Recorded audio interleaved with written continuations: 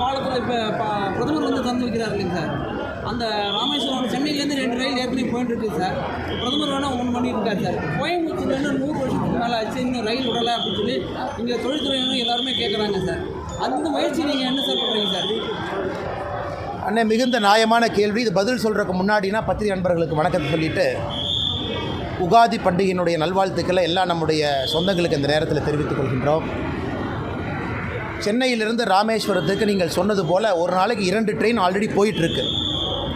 இந்த 3வது ட்ரெயின் என்ன பண்ணுதுங்கன்னா போகாத இடத்த கனெக்ட் பண்ணுது. திருவாரூர், திருத்துறைப்பூண்டி, பட்டுக்கோட்டை அதெல்லாமே ரொம்ப அன்சர்வ்டு ஏரியா. இந்தியன் ரயில்வேவை பொறுத்த வரைக்கும் அந்த பகுதி மக்களுக்கு ட்ரெயின் கனெக்ஷன் இல்லை. அந்த 3வது ட்ரெயின் பார்த்திங்கன்னா திருவாரூர், திருத்துறைப்பூண்டி, பட்டுக்கோட்டை, இது 3வது வழி. 3 ட்ரெயினுமே 3 வழி.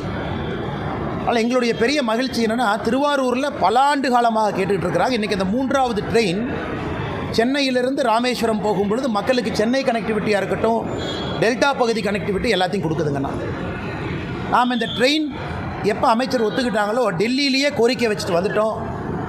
கோயம்புத்தூர், ராமநாதபுரம், ராமேஸ்வரத்துக்கு ஒரு ட்ரெயின் கனெக்ஷன் வேண்டும். காரணம், நிறைய சகோதர சகோதரிகள் வேலைக்காக இந்த பக்கம் வர்றாங்க, கோவில் தரிசனத்துக்காக ஒரு பக்கம் போகிறாங்க. தென் தமிழகத்தை கொங்கு பகுதிக்கு நேரடியாக கனெக்ட் பண்ணக்கூடிய ட்ரெயின், அதையும் விரைவில் மத்திய அமைச்சர் பரிசீலனை செய்வதாக சொல்லியிருக்கிறாங்க. இந்த கோரிக்கையை ராமநாதபுரத்துலேருந்து வச்சாங்க. நாங்கள் கோயம்புத்தூருக்கு அதிகமாக போகிறோம், எங்களுக்கு தினசரி சேவை வேண்டும்னு. நிச்சயமாக அது நடக்கும் என்கின்ற நம்பிக்கை எங்களுக்கு இருக்குது. இந்த 6 வழி சாலை 6 தேசிய நெடுஞ்சாலையில் 4 வருஷமாக கிடப்பில் போடப்பட்டிருக்குங்கிறாங்க. நீங்கள் சொல்கிற என்ன சொல்லி, அந்த கரூர்லேருந்து 99 கிலோமீட்டர் ரோடானே? ஆமாம், அதான் அது வந்து கிடப்பில் போடப்படல. இந்த ப்ரப்போசல் வந்து லேண்ட் அக்விசிஷன் கமிட்டி, நிறைய பேர் இதை எதிர்பார்க்குற road. So national highway authority of India, NHAI, அவங்கக்கிட்ட ஒரு லேண்ட் அக்விசிஷன் ரிவ்யூ கமிட்டின்னு ஒரு கமிட்டி இருக்குது. அந்த கமிட்டிக்கு ப்ரப்போசல் இங்கே இருக்கக்கூடிய அதிகாரிகள் அனுப்பியிருக்கிறாங்க. அந்த ரோடு வந்து கரூர்லேருந்து வரக்கூடிய அந்த வெஸ்டர்ன் பைபாஸ், அது 99 கிலோமீட்டர் வருதுங்கன்னா ஒரு இடத்துல ரோடு 2ஆக ஸ்ப்ளிட் ஆகுது. ஒன்று வந்து பெரியநாயக்கம்பாளையம் இந்த பகுதிக்குள்ளே வந்துடுது, இன்னொன்று வெளியே போகுது, கோவைக்கு வெளியே. இப்போ அந்த கமிட்டியினுடைய ஸ்க்ரூட்னியில் இது இருப்பதாக நான் அறிகின்றேன். அதனால் அந்த கமிட்டி அப்ரூவல் கொடுத்த பிறகு ஃபண்ட் அலோகேட் பண்ணுவாங்க. அப்புறம் மாநில அரசு லேண்ட் அக்விசிஷன் ஆஃபீஸர் அப்பாயிண்ட் பண்ணணும்.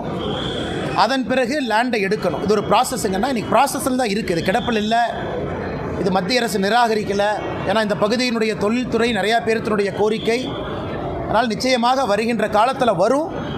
ஆனால் இது ஒரு காஸ்ட்லியான ப்ராஜெக்ட். நிறைய நிதி ஒதுக்கி இங்கே இருக்கக்கூடிய டிராஃபிக் கன்ஜெஷனை நிறைய இப்போ இருக்கக்கூடிய கரண்ட் ரோடு பார்த்திங்கன்னா ஏகப்பட்ட ஆக்சிடென்ட் ஆகுது. தமிழகத்தில் அதிகமாக ஆக்சிடென்ட் ஆகக்கூடிய ரோடு இன்றைக்கி கோயம்புத்தூர், கரூருக்கு இடையில் இருக்கக்கூடிய நேஷ்னல் ஹைவே. அதனால் இதை எல்லாத்தையும் கவனிச்சுக்கிட்டு இருக்கிறாங்க. நாங்களும் ஃபாலோ அப் பண்ணிக்கிட்டு இருக்கோம். விரைவில் இதற்கு ஒரு நல்ல செய்தி வரும் என்கின்ற நம்பிக்கை எங்களுக்கு இருக்குது.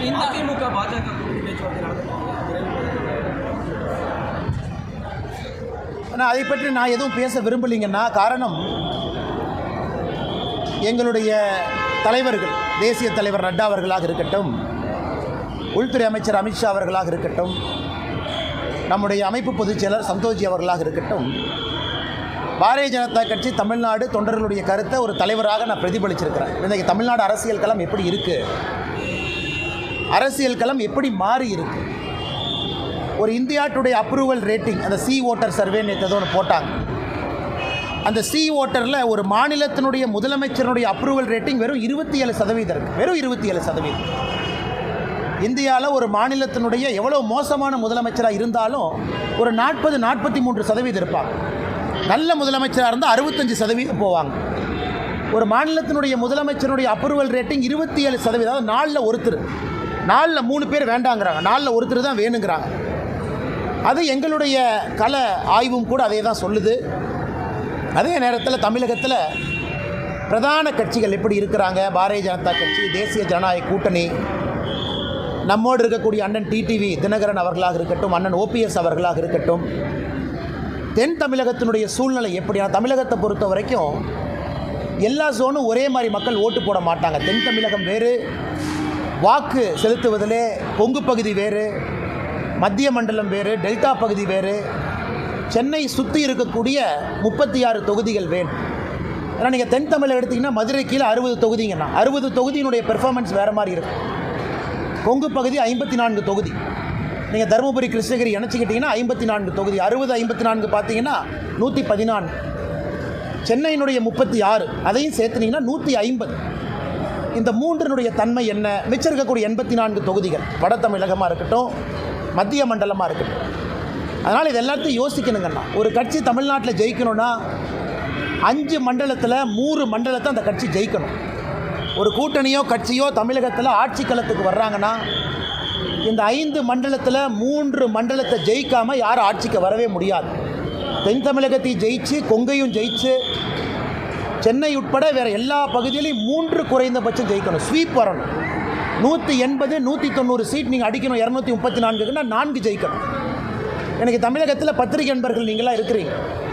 அந்த சூழ்நிலை எப்படி இருக்குன்னு உங்களுக்கும் தெரியும், எனக்கும் தெரியும். அதனால் என்னுடைய வேலை இந்த கட்சியினுடைய தலைவனாக, தொண்டனாக, இது எல்லாத்தையும் மைக்ரோ லெவல் அனாலிசிஸ். நான் எப்பவுமே மேம்போக்காக பேச முடியாது. நான் பத்திரிகையில் பேசுகிறது வேணுங்கண்ணா. எங்களுடைய தலைவர்களுக்கு நான் ஒரு ப்ரீஃபிங் கொடுக்குறேன் அப்படின்னா மைக்ரோவாக போகும். 234 தொகுதி தன்மை எப்படி, ஜாதிகளுடைய திங்கிங் எப்படி இருக்காங்க, ஜாதிகள் வேண்டாம் என்று நினைக்கின்றோம். ஆனால் ஓட்டிங் பேட்டர்னில் இன்றைக்கி ஜாதிகள் ஒரு முக்கிய பங்கு வகிக்கிறாங்க. அவங்க எப்படி யோசிக்கிறாங்க, தலைவர்கள் எப்படி பார்க்குறாங்க, தமிழ்நாட்டினுடைய பொருளாதார சூழ்நிலை மக்கள் ஓட்டு செலுத்துவதில் மாற்றத்தை ஏற்படுத்துதா? குறிப்பாக தென் தமிழகத்தை எடுத்துங்க. தண்ணி இல்லை, பெரிய பிரச்சனை. விவசாயம் நலிவடைந்திருக்கு. தொழில்துறை வளர்ச்சியில் அவங்க எப்படி பார்க்குறாங்க? அதனால் நான் என்ன பேசுனேன் அப்படிங்கிறத நான் பத்திரிகை நண்பர்கள்ட்ட சொன்னால் அது தவறாக போயிருங்கன்னா, ரொம்ப டீட்டெயில்டாக, ஆழமாக, ஆதாரத்தின் அடிப்படையில் எப்படி தமிழ்நாடு இருக்கின்றது, எப்படி செல்ல வேண்டும், மக்களுடைய நலன் எப்படி இருக்கணுங்கிறத நாங்கள் பேசியிருக்கோம். அதனால் கூட்டணியை பற்றி எந்த வார்த்தையும் நான் பேச விரும்பலை. அது நம்முடைய உள்துறை அமைச்சர் அமித்ஷா அவர்கள் நேற்று முன்தினம் டைம்ஸ் நவ் சம்மிட் டெல்லியில் பேசியிருந்தாங்க. நீங்கள் அதை பார்த்தீங்க. அதனால் அவருடைய கருத்தை, இந்த விஷயத்தை பொறுத்தவரை இறுதி கருத்தாக நீங்கள் எடுத்துக்கங்க. என்னை பொறுத்தவரை தமிழகம் நன்றாக இருக்கணும், மக்கள் நல்லா இருக்கணும். அதே நேரத்தில் பாரதிய ஜனதா கட்சியினுடைய வளர்ச்சி தங்குதடை என்று இருக்கணும் அப்படிங்கிறது நான் ரொம்ப தெளிவாக இருக்கேன்.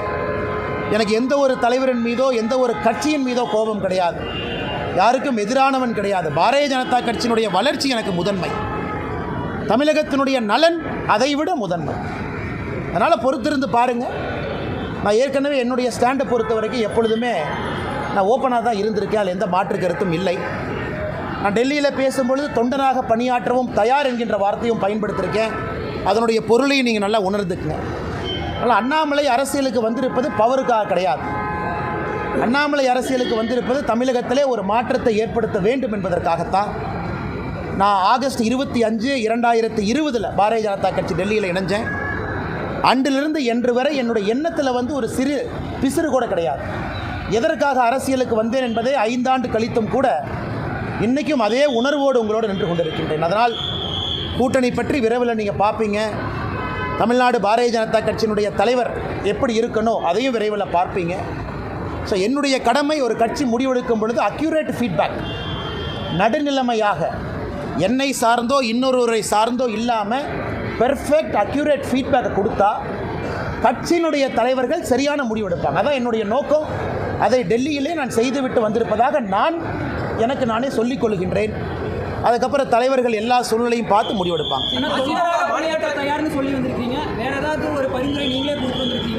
அண்ணே, அதை பற்றி நான் பேச விரும்பலைங்கண்ணே. அது நான் அதுக்குள்ளே போக விரும்பலை. என்னை பொறுத்தவரை கட்சியினுடைய முக்கியமான தலைவர்கள் யார் இருக்கிறாங்க, யார் முடிவெடுக்கிறாங்க அப்படிங்கிறத தொடர்ந்து நான் பேசிக்கிட்டு இருக்கேன். அதை நான் இன்றைக்கும் அவங்ககிட்ட பேசியிருக்கேன். இன்றைக்கி சொல்லியிருக்காங்கன்னா, பாரத பிரதமர் நரேந்திர மோடி ஐயா ஏப்ரல் 6ஆம் தேதி தமிழ்நாட்டுக்கு வர்றாங்க. ராமேஸ்வரம், ராமநாதபுரத்துக்கு வர்றாங்க. இலங்கையிலிருந்து டைரெக்டாக இலங்கையிலிருந்து ராமநாதபுரத்துக்கு வர்றாங்க. இலங்கை 5ஆம் தேதி போகிறாங்க இலங்கைக்கு. அது முடித்த பிறகு மண்டபத்துக்கு வர்றாங்க. மண்டபம் வந்த பிறகு பாரத பிரதமர் நரேந்திர மோடி ஐயா அவர்கள் பாம்பன், அந்த இந்த புதிய டெக்னாலஜியோடு வடிவமைத்திருக்கக்கூடிய பாலத்தை திறப்பு விழா செய்கிறாங்க. அதன் பிறகு கோவிலுக்கு போகிறாங்க. ஒரு முக்கிய ஜோதிர்லிங்க கோயிலாக இருக்கக்கூடிய ராமேஸ்வரம் கோயிலுக்கு போய் ஆண்டவன் தரிசனம் முடிச்சுட்டு கவர்மெண்ட் பப்ளிக் மீட்டிங், அதாவது பாரதிய ஜனதா கட்சியினுடைய பொதுக்கூட்டம் இல்லை, அரசு நடத்தக்கூடிய பொதுக்கூட்டத்தில் பிரதமர் பங்கேற்று புதிய திட்டங்களுக்கான அறிவிப்பு எல்லாம் செஞ்சுட்டு பிரதமர் அவர்கள் மதுரை வழியாக டெல்லிக்கு திரும்பி போகிறாங்க. இது ஏப்ரல் 6ஆம் தேதி நடக்கிறது. அதற்கான பணிகள் எல்லாம் கூட நம்முடைய கட்சி தொண்டர்கள் செய்து கொண்டிருக்கின்றார்கள். அதுவும் எங்களுக்கு முக்கியம். பிரதமர் அவர்கள் தேர்தலுக்கு பிறகு 2024 லோக்சபா தேர்தலுக்கு பிறகு தமிழ்நாட்டுக்கு வரக்கூடிய அவருடைய முதல் விசிட் இது. அதையும் வெற்றிகரமாக அந்த பகுதியில் நடத்தி காட்ட வேண்டும் என்கின்ற முனைப்போடு இருக்கிறோம்.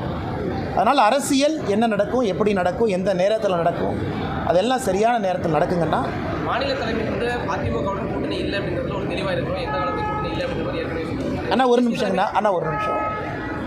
நீங்கள் என்னை பார்ப்பீங்கண்ணா, வருங்காலத்தில் என்னை பார்ப்பீங்க. எதையும் மாற்றி பேசுவோன்னு அந்த அண்ணாமலை அல்ல, நீங்கள் பார்ப்பீங்க.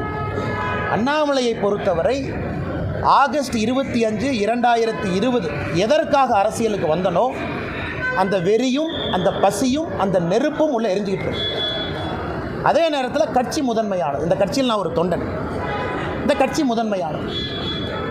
இந்தியாவுடைய அரசியல் சரித்திரத்தை பார்க்கும்பொழுது பாரதிய ஜனதா கட்சியை பொறுத்தவரை நிறைய இடத்துல நாம் முடிவுகள் எடுத்திருக்கின்றோம். எல்லா முடிவுகளும் ஒரு தொலைநோக்கு பார்வையோடு தான் நம்ம முடிவு எடுத்திருக்கோம். அதனால் என்னை பொறுத்தவரை நான் தெளிவாக இருக்கின்றேன். நான் ஏற்கனவே உங்களுக்கு நிறையா பேசிட்டேன் டெல்லியில். என்னால் யாருக்கும் பிரச்சனை வராது. அதே நேரத்தில் மாற்றி மாற்றி பேசுகிறவன் அண்ணாமலை கிடையாது. அண்ணா போன வருஷம் அப்படி சொன்னீங்க, இந்த வருஷம் இப்படி சொன்னீங்க, 2025 ஜூனில் அப்படி சொல்லுவீங்களா? என்னுடைய ஸ்டாண்ட் எப்போவுமே ஒன்று தாங்கண்ணா. தமிழ்நாடு முதன்மையாக இருக்கணும், பாரதிய ஜனதா கட்சியினுடைய வளர்ச்சி இருக்கணும். அதில் என்னுடைய தனிப்பட்ட வளர்ச்சியோ இன்னொருடைய வளர்ச்சி முக்கியம் கிடையாது. அதனால் வருகின்ற காலத்தில் நீங்கள் பார்ப்பீங்க என்னுடைய ஸ்டாண்ட் எப்போவுமே கன்சிஸ்டன்ட் தான். அதிமுக தலைவர்களுக்கு எதிராக நீங்கள் கடுமையாக விமர்சிச்சிருக்கீங்க. எடப்பாடி பழனிசாமி அவர்களும் விமர்சிச்சிருக்கீங்க. அந்த ஸ்டாண்ட் உறுதியாக இருக்கீங்களா? என்ன ஒரு நிமிஷமே, அதாவது யாரை பற்றியும் நான் கடுமையாக விமர்சிக்கலாம்.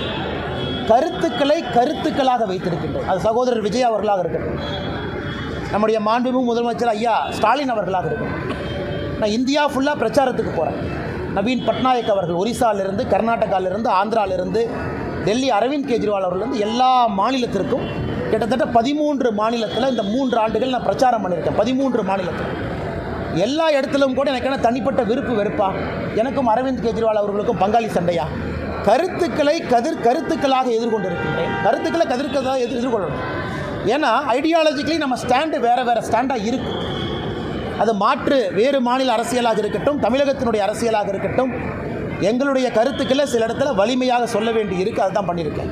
அதனால் கடுமையாக விமர்சித்தாங்க அப்படிங்கிற வார்த்தையை வழங்கன்னா கருத்துக்களை கருத்துக்களாக எதிர்கொண்டிருக்கின்றேன். வருகின்ற காலத்தில் நீங்கள் பார்ப்பீங்க என்னுடைய ஸ்டாண்டில் எந்த மாற்றமும் இல்லை. அதிமுக தலைவர்கள் பாஜக தலைவர்கள் புகழ ஆரம்பிச்சிருக்காங்க. அதை பற்றி எப்படி பார்க்குறீங்க? ஆனால் நான் யாருடைய தனிப்பட்ட இதை பற்றி நான் கருத்து சொல்ல விரும்பலிங்கன்னா அந்தந்த தலைவர்களை எப்படி பார்க்குறாங்க அப்படிங்கிறத அவங்க பிரதிபலிக்கிறாங்க.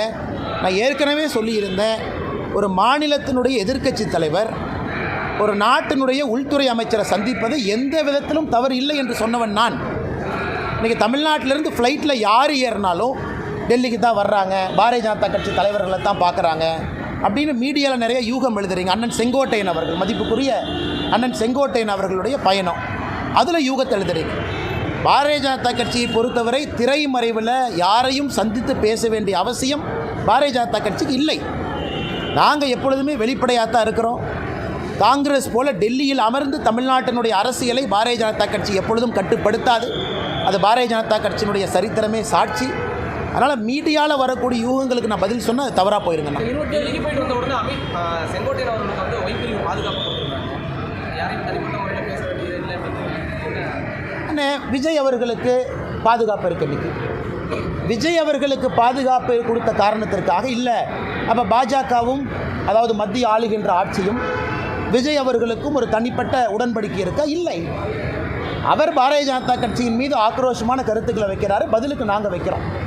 அதனால் இந்த செக்யூரிட்டிக்குள்ளே நான் போக விரும்பலைங்கண்ணா. எல்லாருக்குமே தமிழ்நாட்டினுடைய சரித்திரத்தை பாருங்கள். நமக்கு நேர் எதிர்க்கட்சிகளாக இருந்தவங்களுக்கு முதல்ல என்எஸ்ஜிஎல்லாக இருந்துச்சு, நேஷ்னல் செக்யூரிட்டி கார்டு. இப்போ அது சிஆர்பிஎஃப்ஆ மாறிடுச்சுங்கண்ணா. நம்மை பொறுத்தவரை மாநில அரசு ஒருத்தருக்கு செக்யூரிட்டி கொடுக்க தவறும் பொழுது மத்திய அரசு ஸ்டெப்பின் பண்ணுறாங்க. அப்படி தான் நான் பார்க்குறேங்கண்ணா.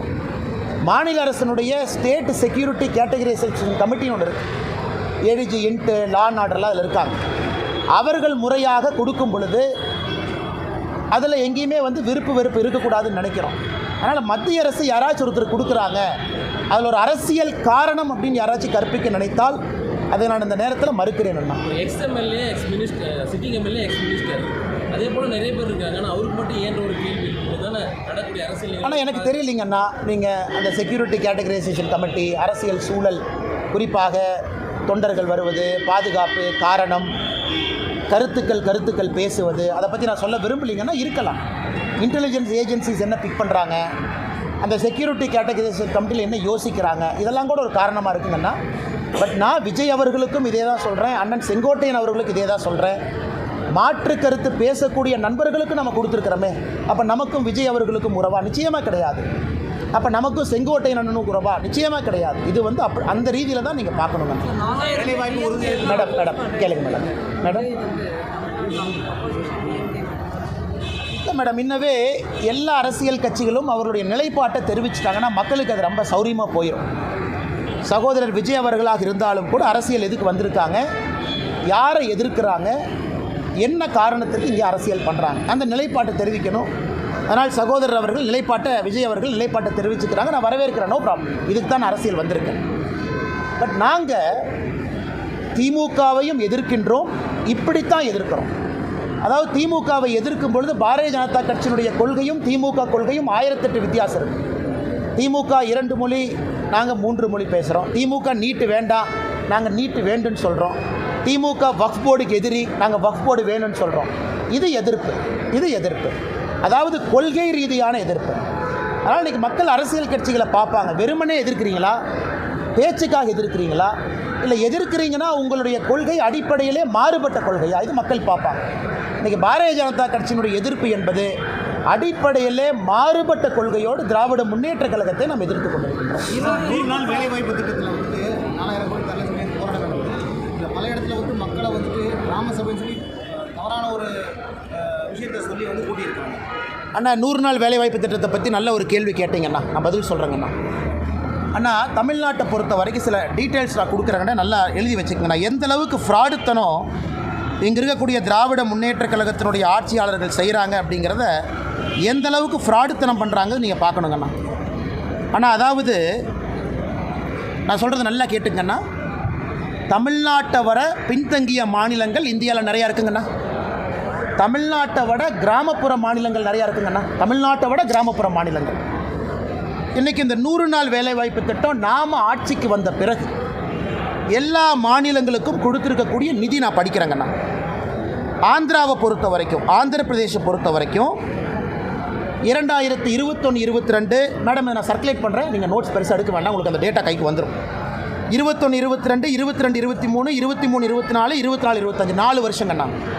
4 ஆண்டுகள் ஆந்திராவுக்கு மொத்தமாக நாம் கொடுத்திருப்பது 30,063 கோடி.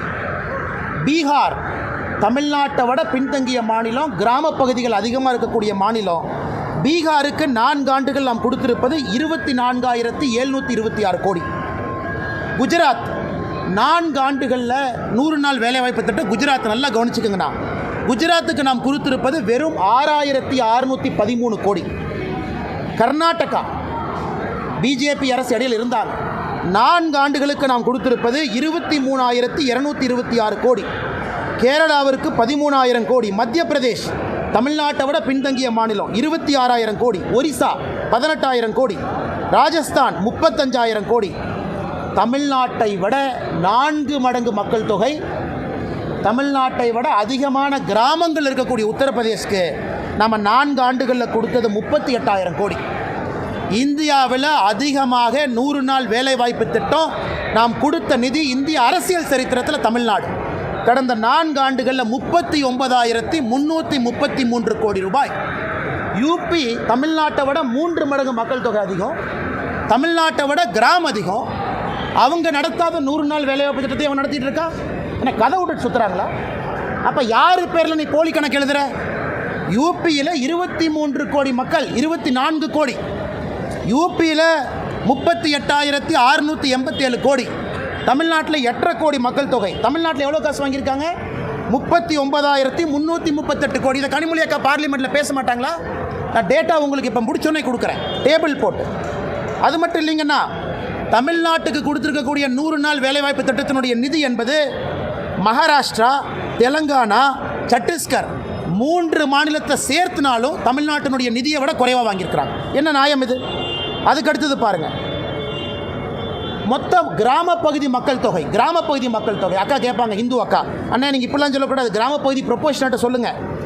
ஆந்திராவில் கிராமப்பகுதி மக்கள் தொகை பீகாரில் 9%, மத்திய பிரதேசில் 5%, உத்தரப்பிரதேசில் 15%, தமிழ்நாட்டில் 3.7 கோடி, 8.5 கோடியில் 3.7 கோடி, உத்தரப்பிரதேசில் 23 கோடியில் 15 கோடி கிராமப்புறம். 23 கோடி மக்கள் தொகையில் 15 கோடி கிராமப்புறம், அவன் 38,000 கோடி. 8.5 கோடி மக்கள் தொகையில் 3.7 கோடி கிராம மக்கள், ஆனால் நான் 39. அப்போ இடையில எவனோ பணத்தை சாப்பிட்றான். Clear, data clear. அப்போ இடையில எவன் பணத்தை சாப்பிட்றான்னு இப்போ தொலையிட்டு இருக்கோம். இடையில பணத்தை சாப்பிட்றான்னு தூக்கணும். இந்த போலி கணக்கு, வராதவங்க பேரில் கணக்கு, திமுக கூட்டத்துக்கு குரூப்பாக கூட்டிகிட்டு போய் கணக்கு, அதெல்லாம் 100 நாள் வேலைவாய்ப்பு திட்டம், பஸ்ஸில் கூட்டிகிட்டு போகிறது, அதெல்லாம் மாட்டி டாஸ்மார்க் ஊழலை விட மிகப்பெரிய ஊழலாக தமிழ்நாட்டில் 100 நாள் வேலைவாய்ப்பு திட்டம் மிகப்பெரிய ஊழலாக இருக்கும். ஆனால் இதில் திமுகவினுடைய பஞ்சாயத்து பிரசிடென்ட் ஜெயிலுக்கு போவான். அவங்கெல்லாம் கட்டி வைக்கணும்னா திகார் மாதிரி 4 ஜெயில் கட்டணும். கோயம்புத்தூர் பஞ்சாயத்து பிரசிடென்ட்லாம் இதில் ஏறு, இந்த ராமநாதபுரத்துக்காரன்லாம் இதில் போ, இந்த பக்கமெல்லாம் இங்கே போ, சென்னைக்காரன்லாம் இங்கே வந்துரு.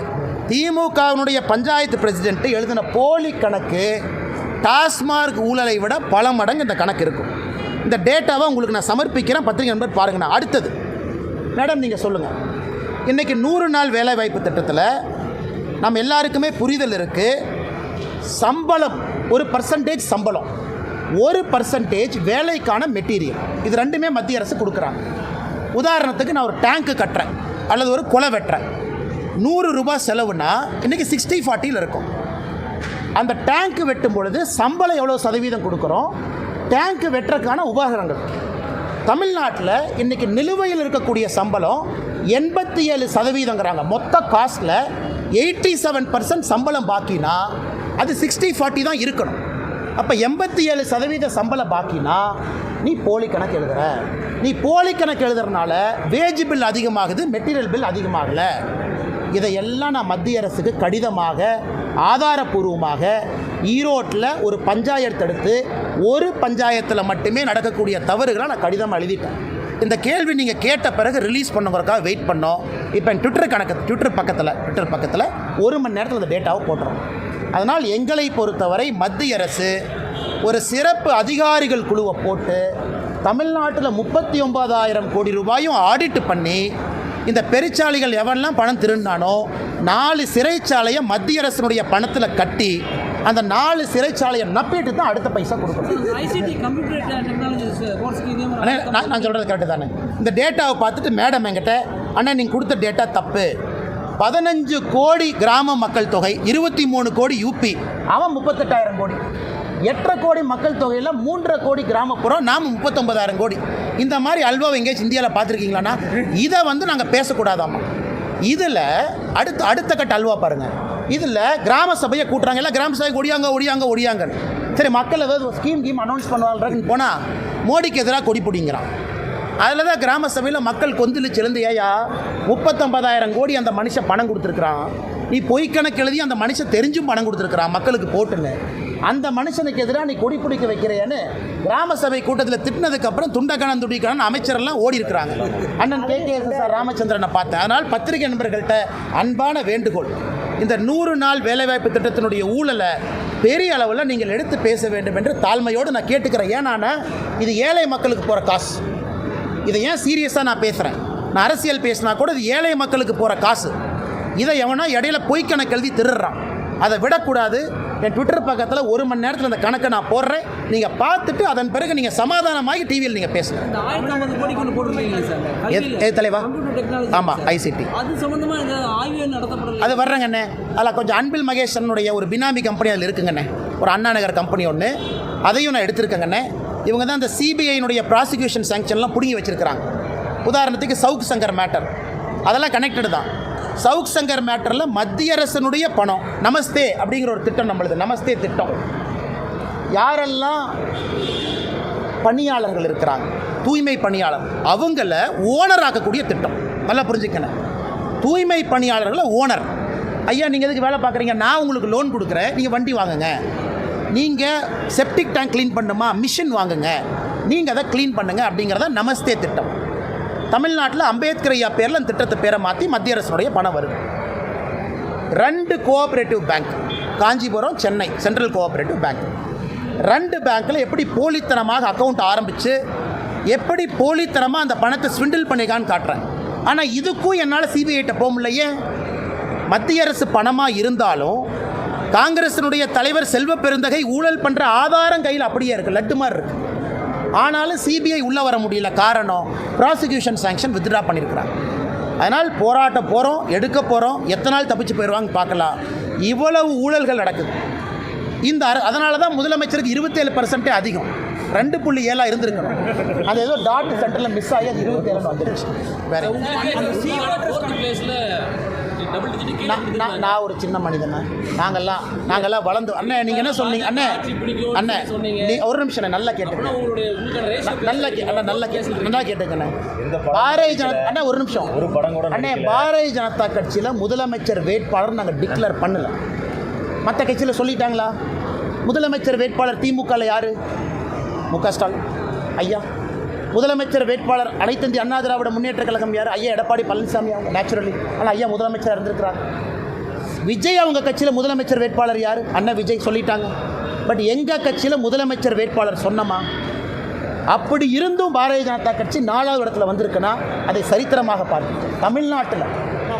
தமிழ்நாட்டில் பாரதிய ஜனதா கட்சியினுடைய தலைவர்கள் கிட்டத்தட்ட 10% அவங்க வர்றாங்க, எதுவுமே சொல்லாமைனா பாரதிய ஜனதா கட்சி எந்த அளவுக்கு கட்சியினுடைய வளர்ச்சி இருக்குன்னு பாருங்கள். மேடைக்கு யாராச்சும் மைக் எடுத்து எங்கள் கட்சியில் இவங்க தான் முதலமைச்சர் வேட்பாளர்னு பேரே சொல்லலை. இது மக்கள் அவங்களாம் முடிவு பண்ணுறாங்க.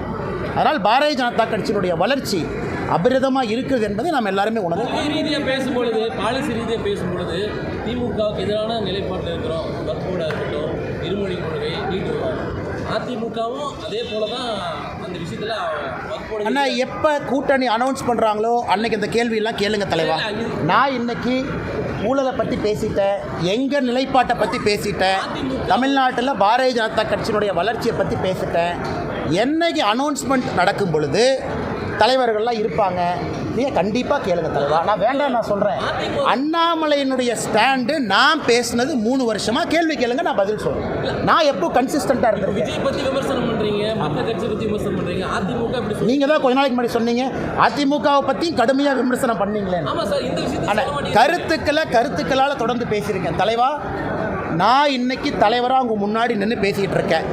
நான் பதில் சொல்கிறேன். ஃப்யூச்சரில் யார் இந்த மைக்கு முன்னாடி நின்னாலும் கேள்வி கேட்பது உங்கள் உரிமை, பதில் சொல்வது எங்கள் கடமை. நீங்கள் கண்டிப்பாக கேட்கணும், பதில் சொல்லுவாங்க. வேறங்கண்ணே,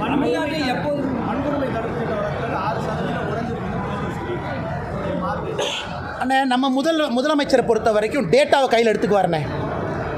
எந்த பீரியடுக்கு குறைஞ்சிருக்குன்னு பின்னாடியே போவார். சட்டசபையில் சட்டம் ஒழுங்கு 2011-12 பார்த்தீங்கன்னா சட்டம் ஒழுங்கு குறைஞ்சிருக்குங்கிறார். சரி, நான் கேட்குறேன், முதலமைச்சர் அவர்களே சட்டம் ஒழுங்கில் வெள்ளை அறிக்கை ஏன் கொடுக்கல? நான் தொடர்ந்து சொல்வது 2022ஆம் ஆண்டு, அதுக்கப்புறம் என்சிஆர்பி டேட்டா என்ன வரலீங்கண்ணே. நானும் ப்ரெஷர் போட்டுட்ருக்கேன், தயவு செஞ்சு என்சிஆர்பி டேட்டாவை கொடுங்க. 2022ஆம் ஆண்டு என்சிஆர்பி டேட்டாவை பார்த்தீங்கன்னா பெண்கள் குழந்தைகளுக்கு எதிரான குற்றம் தமிழ்நாட்டில் ஒரே ஆண்டில் 8.9% உயர்வு.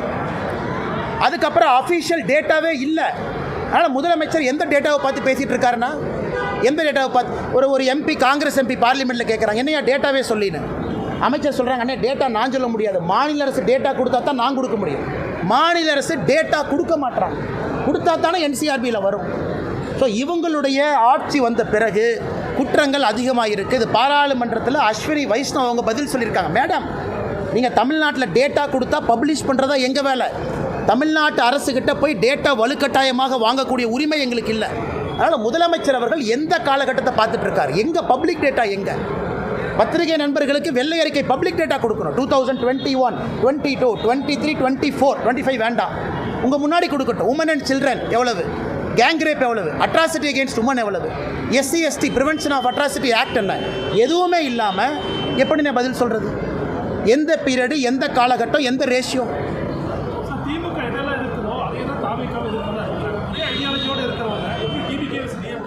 அதான் நான் உங்கள்கிட்ட கேள்வி கேட்டேன். அண்ணன் சீமான் அவர்கள் நான் பாராட்டுறேன். ஏன்னா அவருடைய கொள்கை வேறு, அவர் எதிர்க்கிறார். பாரதிய ஜனதா கட்சியை நானே பாராட்டிக்கிறேன், எங்கள் கட்சியாகிறதால நாங்கள்லாம் சேர்ந்து பாராட்டிக்கிறோம். ஏன்னா எங்கள் கொள்கை வேறு, நாங்கள் எதிர்க்கிறோம். மிச்ச கட்சிகளாக ஒரே கொள்கை தானே. நீங்கள் கேட்டீங்க அண்ணன் டிவிக்கு அவங்கள ஒரே கொள்கை தானே. ஆனால் புதுசாக என்ன கொண்டு வர்றாங்கன்னு கேட்குறேன். அதனால தான் நாங்கள் தைரியமாக இருக்கிறோம். தேசிய ஜனநாயக கூட்டணி வரக்கூடிய தேர்தலில் பெரிய அளவில் வெற்றி வாய்ப்பை கொண்டு வரும் என்கிற நம்பிக்கை எனக்கு இருக்குது. ஏன்னா முதலமைச்சருடைய அப்ரூவல் ரேட்டிங்கே 27% என்ன. இந்தியாவில் எங்கேயாச்சும் அநியாயம் பார்த்துருக்கீங்களா? அந்த அநியாயம் அதிமுக கூட்டணி அமைக்க வேண்டும் என்பதற்காக அதிமுகவுடைய தலைமையை மாற்றுவதற்காக பாஜக தலைமை முயற்சிக்குது. எங்களுக்கு என்ன தலைவா? எங்களுக்கு இந்தியாவில் 1008 வேலை இருக்குது. இதான் எங்கள் வேலையா? தமிழ்நாட்டில் 1008 வேலை இருக்குது. இதான் எங்கள் வேலையா? இபிஎஸ் தலைமையிலான அதில் இங்கே பாருங்க அண்ணன், அதுக்கப்புறமா செங்கோட்டையன் அண்ணன் இங்கே பாருங்கள், மரியாதைக்குரிய அண்ணன் எடப்பாடி பழனிசாமி அவர்கள் தமிழ்நாட்டினுடைய எதிர்க்கட்சி தலைவர். அவருடைய கட்சி தொண்டர்களால் அங்கீகரிக்கப்பட்ட ஒரு தலைவர். அதில் தெளிவாக இப்போ உங்களுக்கு சொல்லிடுறேன். எதிர்க்கட்சி தலைவராக இருக்கிறாங்க, முன்னாள் முதலமைச்சராக இருந்திருக்கிறாங்க, அவர்களுடைய தொண்டர்களால் அங்கீகரிக்கப்பட்ட தலைவர். அந்த கட்சிக்குள்ளே இருக்கக்கூடிய பிரச்சனைக்குள்ளே நான் போலிங்க. தொண்டர்கள் வர்றாங்க, பொதுச்செயலராக ஏற்றுக்கிட்டாங்க. பாரதிய ஜனதா கட்சி எதற்காக இன்னொரு கட்சியில் நாங்கள் தலையிடணுங்கன்னா அது எங்கள் வேலையே கிடையாது. எதுக்கு எங்கள் வேலை? மரியாதைக்குரிய அண்ணன் எடப்பாடி பழனிசாமி அவர்கள் எதிர்க்கட்சி தலைவராக உள்துறை அமைச்சர் ஐயாவை போய் பார்க்குறாங்க, பேசிட்டு வர்றாங்க. நாங்கள் எப்போ இன்னொரு கட்சிக்குள்ளே நாங்கள் பூந்தோம் அதே வேலை கிடையாது. அண்ணே 2021 இந்த ஸ்டாண்டர்ட் நான் சொல்கிறேன். மேலிருந்து பாரதிய ஜனதா கட்சி இன்னொரு கட்சியை அழித்து வளரும் என்று நினைத்தால் பாரதிய ஜனதா கட்சியும் அழிந்து விடும் என்று தொடர்ந்து சொல்லியிருக்கேன். ஆர்கானிக் growth தான் பாலிடிக்ஸில் நிற்கும். பாரதிய ஜனதா கட்சி எந்த ஒரு கட்சியும் அழித்து வரமாட்டோம், எந்த ஒரு கட்சியும் மேனிப்புலேட் பண்ணி வரமாட்டோம். ஜனநாயகம் என்பது 2000 வருஷமாக இருந்துச்சு, இன்னும் 10,000 வருஷம் இருக்கும். அதனால் நாங்கள் எந்த கட்சி தலைமை கிட்ட எங்கேயும் போக மாட்டோம். யாரோ ஃப்ளைட் ஏறி வர்றாங்க, யாரோ யாரையோ பார்க்குறாங்க. அதனால் உங்களுடைய முடிச்சுக்களுக்கு நான் எப்படி பதில் சொல்ல முடியுங்கன்னா, எடப்பாடி அண்ணனை பற்றி நான் சொல்லிட்டேனே, மரியாதைக்குரிய எதிர்க்கட்சி தலைவர், அந்த கட்சியினுடைய பொதுச் செயலாளர், அவங்க தொண்டர்களோட கட்சி நடத்துகிறாங்க. அவங்களுக்கு இருக்கக்கூடிய கோர்ட்டு கேஸ் அவங்க பிரச்சனை. இதில் எங்களுடைய பாத்திரம் எங்கே வந்துச்சுங்கன்னா, இப்போ சமீபத்தில் பார்த்தீங்கன்னா கடைசி கேள்வி எடுத்துக்கலாமாண்ணே? அண்ணாமலை தான் இப்போ டிஎம்கேக்கு வந்து சீக்ரெட் ஓனர் சொல்லி ஒரு கேள்வி வந்து அதுதான் பதில் சொல்லணும்னா, திராவிட முன்னேற்ற கழகத்துக்கு எதிராக தமிழகத்திலே அதிக போராட்டங்களை நடத்தியவங்க யார்? பாரதிய ஜனதா கட்சி. திமுகவுக்கு எதிராக அதிக டிஃபமேஷன் கேஸ் 1440 கோடி ரூபாய் யார் மேலே இருக்குது? என் மேலே. கடந்த 4 ஆண்டுகளில் தமிழகத்தில் ஒரு கட்சி தலைவரின் மீது அதிக எஃப்ஐஆர் போட்டிருக்காங்க. எனக்கு செகண்ட் காம்படிஷன் இல்லை, நான் தான் ஃபஸ்ட்டு. இந்த செகண்ட் ரேஸே இல்லை. எனக்கு போடப்பட்ட எஃப்ஐஆரில் 10% கூட எனக்கு பின்னாடி இருக்கிற தலைவர் மேலே போடல. வீட்டு கொடிக்கம்ப பிரச்சனை ஒன்று அனலைஸ் பண்ணிப்பார். திராவிட முன்னேற்ற கழகத்தை தீர்க்கமாக எதிர்த்து தினமும் பேசுகிறது யார்?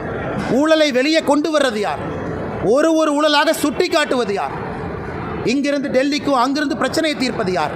ஆனால் என்ன போச்சுன்னா, இன்றைக்கி வாய் வியாபாரிகளுக்கு என்னென்னா, மாமனார் பணம் இருக்குது, கொளுத்து போய் கிடக்குறாங்க. மைக் இருக்குது, மைக் ஓசியில் வந்துடுது, மாமனார் பணம் பின்னாடி இருக்குது, என்ன வேணாலும் பேசலாம். அது தமிழ்நாட்டு அரசியலுடைய சாபக்கேடு. அவங்க எங்கே வேலை பார்த்தாங்க, சர்வீஸ் பண்ணாங்களா? 10 ஆண்டு காலம் மத்திய அரசுக்காக உயிரை துச்சமென மதித்து புல்லட்டை எதிர்த்து நின்னாங்களா? கிடையாது. சோஷியல் சர்வீஸ்னால் என்னென்னு மக்களுக்கு அடிப்படையில், என் காலேஜ் முடித்தோடனே ஒரு ப்ரைவேட் கம்பெனிக்கு வேலைக்கு போனால் இதுவரை தனியார் நிறுவனத்தில் ₹1 நான் சம்பாதிச்சது கிடையாது. ₹1. ஏன்?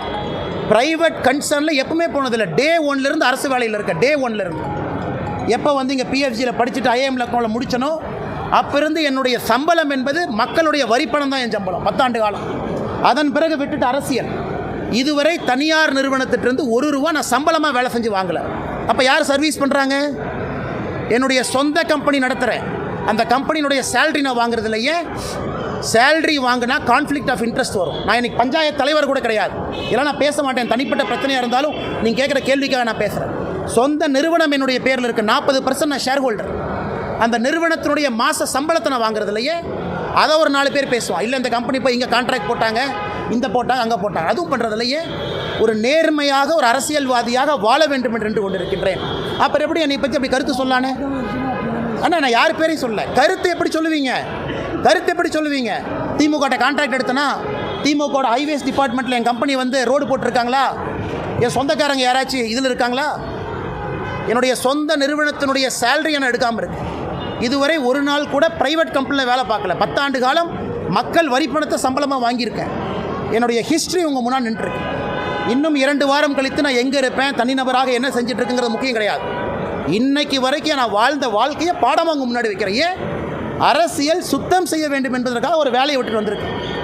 பேட்சில் என்னுடைய ரேங்கை பாருங்கள். ஐபிஎஸ் பேட்சில் நான் கடைசியெல்லாம் வரல, என் ரேங்கை போய் பாருங்கள். 2011 ஐபிஎஸ் பாஸ் அவுட்டில் ரேங்க் என்ன?